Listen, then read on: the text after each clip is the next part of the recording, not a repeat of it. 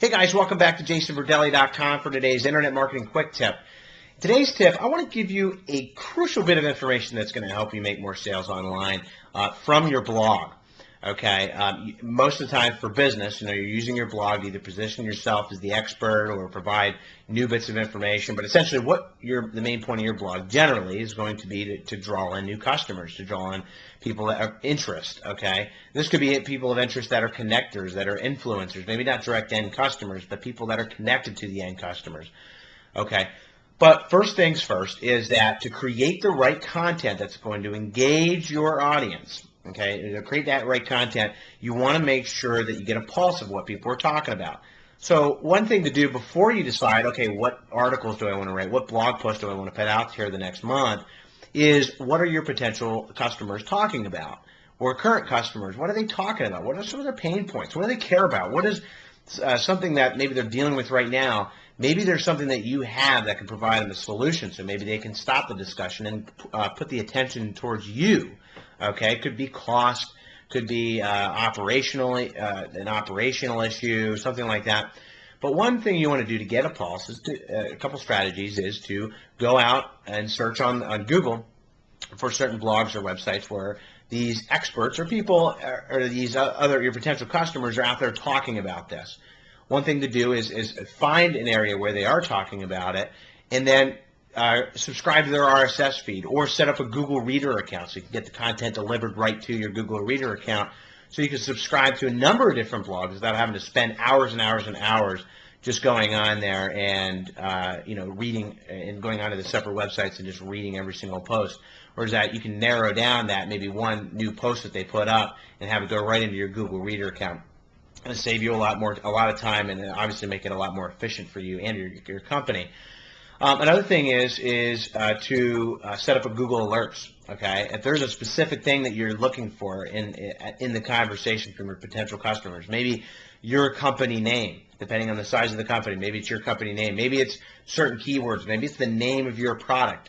Okay, maybe the name of your product is the same, but again, there's different competitors that offer a different variation of it.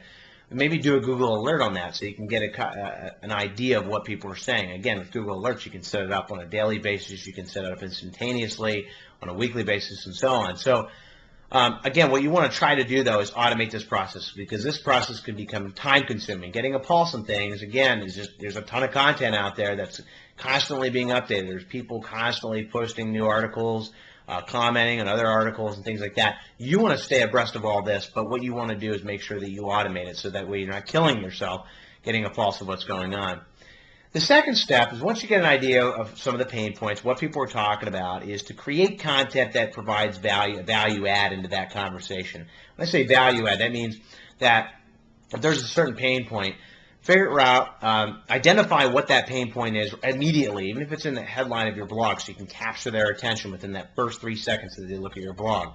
Okay, so they know that within the next 5 minutes that they're going to invest reading your blog post, it's going to be worth their time. So what you want to do next is then create the content based around their discussion. You may want to add in some ways that you've helped, or maybe the way your product sort of fits in, but you want to make sure that you really bring up a lot of the points of what they had covered. And again, maybe it's a certain blog post or a certain series of blog posts. You want to make sure you cover that, because people are going to remember that. They're going to be able to relate to that, saying, oh, I read that somewhere else, and okay, you're covering it, but you're offering a different twist. Maybe you're offering a solution to this. Okay? But again, one way to draw people into your blog is to go onto these blogs that you've been reviewing to get a pulse of what's going on, and start commenting. Become part of that discussion. Comment a few times, and then maybe on the third or fourth comment, or as other people are commenting, maybe put a link back over to your website. Again, if you've created the right content, then you have that excuse where you can draw these people over to your blog, as long as the content that you wrote is consistent with what they're talking about. It's a great, easy strategy. It doesn't cost a dime to do. That you could start engaging your potential customers into your conversation, as long as the content that you write is really key and really focused in and complementary to the content that's out there, what people in your industry or potential customers of yours are talking about. So I can go into the subject forever and ever and ever, but this is just a quick tip. Again, it's very base level. It can be applied in a number of different situations, but it's a great strategy to get started, especially to draw more followers, more fans, more attraction to your blog, to make sure that the time that you're putting into your blog and your website now becomes valuable, not just valuable, becomes now a lead source for you. So with that said, be sure to tune back in tomorrow for the next quick tip, and we will go from there. Hope you're having a great day.